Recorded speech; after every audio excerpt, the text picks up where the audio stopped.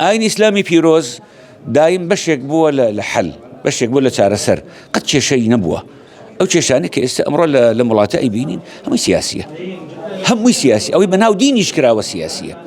1400 ساڵە ئێمە یەزیدیمان هەیە و کاکەیمان هەیە و مەسیحیمان هەبووە، سوبیشمان هەبوو. 1400 ساڵ ئێستش ئەو کەنیسانەیە و ئەو دەیڕاچی پێڵێن ئەوەی پێش 1400 ساڵ 2000 ساڵیش کرابێ ئێستش وەک خۆی ماوەتەوە کەس دەستی لێ نەداوە.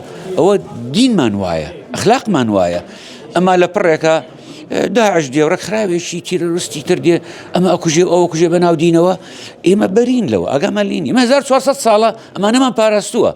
ئەمەی کە ئەڵێن یەزیدی ئەوەی کە بەسەریان هات بەداخەوە، یعنی 1400 ساڵ لەم وڵاتەیە لە غەیری خۆشەویستی و ڕێز و مانەوە و برایەتی هیچ نەبووە. یعنی لە پڕێکە ئەمە بێ ئەم شتانە بکە، بێگومان ئەمە دەستێکی خارجیە، دەستێکی دەرەکیە، ئەوێ کێشە بۆ ئەم وڵاتە جوانەمان دروستکە.